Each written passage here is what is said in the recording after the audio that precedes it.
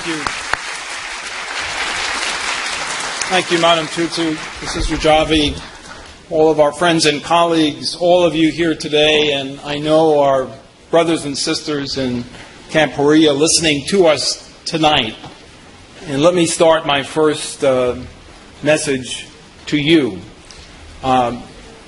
We know how much you are suffering. We know that there are hostages that have been taken from you, which are being kept, and God knows what else, by the Iraqi authorities at the assistance and with the complicity of the Iranian authorities. I want to express it also in the form of our regrets and our personal apologies. As one of my colleagues said, we did not just work with our Department of State to persuade you and your leadership here in Paris to move from Ashraf to liberty. We came to Paris. 4 of us who are here today, we came to Paris on our own time, at our own expense, and at the request of our United States Department of State. And we sat down with Madame Rajavi, with Ambassador Kobler, and we made the case. We persuaded you that it was in your interest, and indeed critical to your safety, to move from Ashraf to liberty. You know, I spent most of my years as a FBI agent, a police officer, and later as a prosecutor. I have never seen a crime scene, a massacre scene, as the ones that we saw today. I have never seen scenes like this, where innocent men and women were tied and tethered and shot and executed at point-blank range. This is outrageous murder and genocide of the highest degree. You saw those guys marching in. They weren't just casually approaching. They were marching in uniformed, disciplined, tactical maneuvers.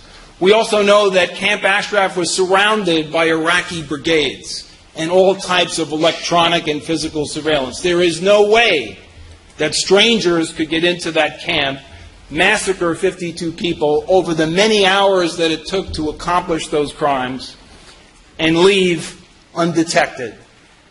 And contrary, not just to common sense and the forensics that you can see, but all you have to do is go on the internet. The mullahs and the regime bragged about these murders, welcomed these murders. It is absolutely impossible that those could have occurred without the direct command, influence, and complicity of the Iraqi leadership, supported by the Iranian regime. You know, I have 3 sons who wore the uniform of the United States. I wore the uniform of the United States Army. We know that our military services, our colleagues who are not here with us today, promised in writing that the safety of the residents, not only of Camp Ashraf, but now of Camp Perea, would be guaranteed and protected by the United States. Where is the anger and where is the outrage in our government, and particularly our Department of State, about the non-fulfillment of that promise, the violation of that promise, which has resulted in mass genocide and could easily result in additional mass genocide? It is unbelievable to us that we have not heard the outrage from our current Secretary of State, our prior Secretary of State, who takes credit for delisting this organization, whose listing was an outrageous act of appeasement to the Iranian regime when it happened. Where is the anger and where is the outrage from many of these people who were directly involved in making these promises, and particularly persuasive in having the move of these residents to a place where they are now in almost grave danger? In addition to some of the things that my colleagues have asked for, what I ask for tonight is an outrage and a proactive, intensive commitment by our government to rescue these hostages. So in addition to all the other things that have been asked for, the other thing that we should focus on is the bringing to justice, which is something that all of us here at least the Americans, have been in the business of doing for many years, bringing to justice the war criminals and the people who have committed these crimes. Another fact which we should keep in mind in terms of any negotiations is a formal report and charge in October of 2006 by a prosecutor named Nisman, who was an Argentine ambassador and investigator.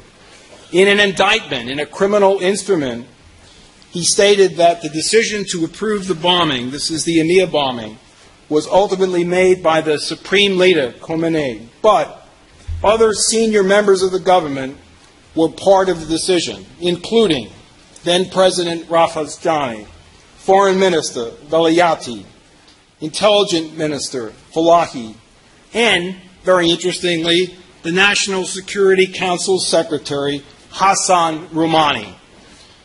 We should not forget, as we do negotiations, that many, many matters are open and many matters of war crimes and genocide have to be addressed. The only reason they ever showed up for a negotiation was not because they wanted to solve strategic problems, but because they were on the brink of disaster. They were on the ropes as they had never been on the ropes before in 34 years. The most important thing is what, Madam Rajavi, you have done as the leadership of the one player, the one entity in this whole process, including the United States government, that has kept your promises, that has enunciated a charter of freedom, which has effectively fought and countered the terrorist regime in Tehran, and has set forth a roadmap for liberty for the future of this great nation and its imprisoned people. The United States needs to follow that lead. The organization here is a freedom organization. Its 10-point charter of freedom, particularly for women and equality and nonviolence, is a model charter of liberty and freedom for any organization or any great leader in the world. What has to be done is the United States has to fulfill its promises. You can't make a promise and break it and keep your honor. You can't make a promise and ignore it. You can't draw red lines in the sand and walk away from them. We can't become a country that's running out of red paint, so we can't draw any more red lines. We have no credibility when we try to talk tough because our record betrays that. We go back just a very short period of time. Forget about Chamberlain in 1938. And you know, Pearl Harbor, the day before, we were negotiating with the Japanese ambassador, and the people in the State Department thought they had a promise by the Empire of Japan not to increase its expansion and aggressiveness in the Pacific. So we have many, many things to look at, but we have not done well, speaking as a law enforcement officer and speaking as someone who ran a counterterrorism agency for many years. We have not done a good job with our credibility because we have backed away from trouble and we have broken our promises. And in this particular matter, we have broken our promises and we have backed away from terror. So when they blew up Khobar Towers in 1996, killing 19 Americans, we did nothing. When they blew up our embassies in 1998 in East Africa, we indicted some people, we did not much more. When they blew up the USS Cole in 2000, we did nothing. We have a history of backing away from what Rudy Giuliani so effectively said was our American character and our American credibility for doing the right thing and for facing up to bullies and for facing up to terrorists.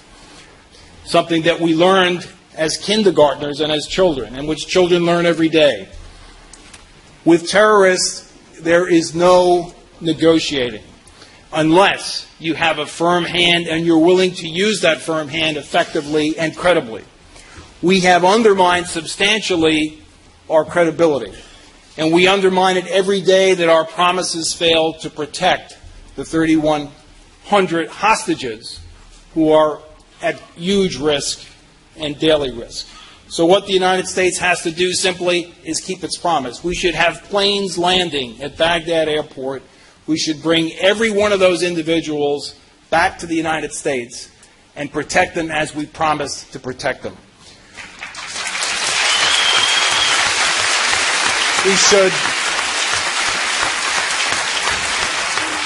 We should scream for an international commission to investigate the war crimes being committed by the president of Iraq, aided and abetted by many other people in different countries. We should ensure that all these past cases that I talk about don't fall off the table, don't fall off the agenda as we try to negotiate some grandiose deal which will win the peace. Because you can't win the peace with terrorists, and you can't legitimatize a regime that has killed not just hundreds of Americans, but hundreds of thousands of Iranians and other people all over the world. And if we don't get that right, there will be as many disastrous consequences as there were in 1938 and after Pearl Harbor.